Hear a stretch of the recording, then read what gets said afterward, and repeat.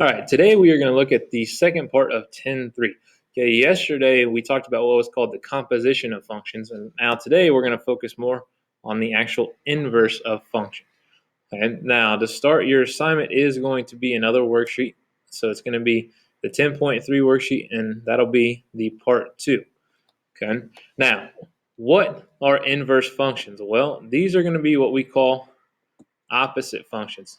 Okay, and I'm sorry if my handwriting is not very good there. But inverse functions, what we are going to be, they're the opposite.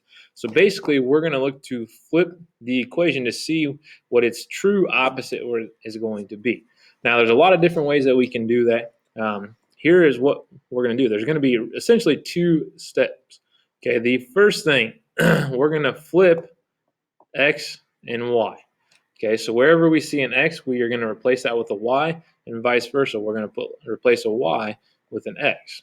Okay, now once we do that, our second step then is going to be to solve it for y. Okay, that'll allow us to get the true inverse of the function of what we're trying to find. Okay, so you can see we've got 5 different examples. We're going to go through and try to figure out what the inverse of each one of these functions will be. Okay, now look at this first one. Okay, we're asked to find the inverse. We got a table. We got x is 0, 1, 2, 3, 4. Y is 0, 2, 4, 6. Now, if you're given a table, it's actually very, very simple. Okay, if you think about what our first step was, we want to flip x and y. How does that relate to a table? Well, basically all of the y values are now x values. So 0, 2, 4, 6, and 8. And all of our x values are now the y values. So 0, 1, 2, 3, and 4. And we're done. Okay, so again, for a table, that'll be the easiest kind of inverse that you have to find no matter what. Okay, now these next ones are a little bit tougher. You can see I got 4 different types. I want you guys to kind of see a little bit of everything as we're going through this.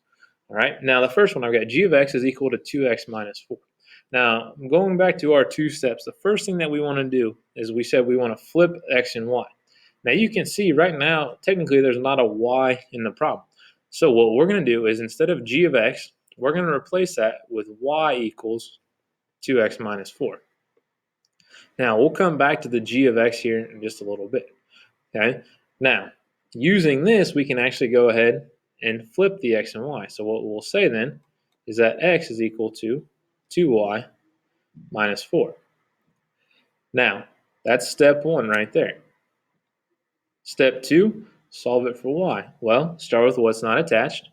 So we'll go ahead and add the 4 right there. So now I've got something like this. X plus 4 is equal to 2y. Now, from there, we want to get rid of that number that's in front, so we're going to go ahead and divide by 2. Now, for this, you can actually write it just like this, where it's x plus 4 over 2 is equal to y. Okay, now, we are done with the 2 steps. Okay, we've gone through our step 1 is we wanted to flip x and y. Step 2, we wanted to go through and actually solve it for y. Now, I did say that we would come back to that g of x. Okay, what we're going to do is use the notation of g of x. And here's what it'll look like. It'll be g, and then you'll put like a little negative 1 right there. That signifies the inverse. So it'll be g negative 1 of x, or whatever letter you use, and then whatever our answer is, where it's x plus 4 over 2. Okay, so that is us right there looking to find the inverse of that function. Okay, now we're going to do the same thing here with this next one. We got f of x is equal to x plus 6 over 3. Okay, and right away we're going to replace. We're going to put it so it's y equals now x plus 6 over 3. Now, with that, just like we did, excuse me, on the previous one, flip x and y. So now I've got x is equal to y plus 6 all over 3. Now we want to start our process of going through and trying to solve this for y. Now, if you have something on the bottom of the fraction, let's go ahead and get rid of that first. So we're going to multiply both the sides here by 3x, or by 3, excuse me. Now what we'll get is 3x. Over here, those will cancel, so that'll be y plus 6. Now, second step here, just going to be a matter of us subtracting the 6. Okay, so we get 3x minus 6 is equal to y. Now, again, we flipped x and y right here. We've solved it for y, which is great. Now, again, big thing is the notation. Since this is f of x, what it'll be is f negative 1, and that's f inverse of x is how we would say that. And that's going to be equal to 3x minus 6. Okay, so those two are pretty closely related on that. Okay, now these next two are a little bit different. Okay, we're dealing with some radicals and we're dealing with some different exponents here. Still going to start out the same thing. We're going to go ahead and rewrite this as y is equal to x to the third plus 5.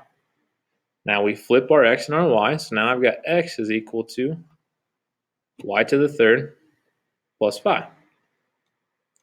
Now on that, my first step then would be to go ahead and subtract that 5. So that I'm left with an expression like this. X minus 5 is equal to y to the third.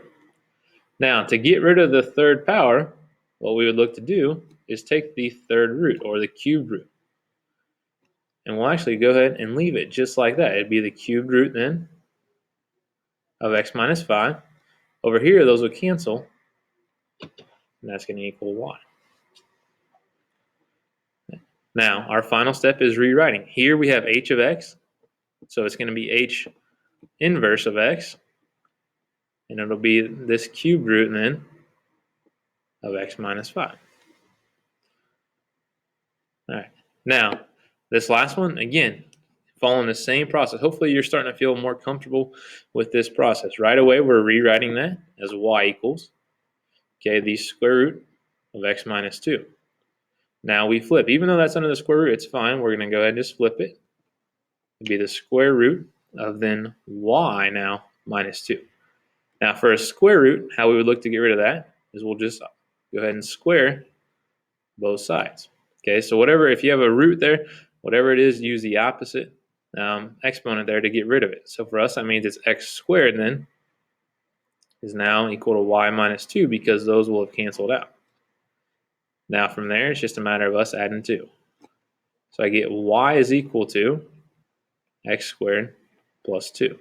But again, that's not our answer. Our answer is going to be this c inverse of x is equal to x squared plus 2. Now, it may not seem like a big deal to you, but this is not our answer. Okay, this is the answer. We have to get the right notation.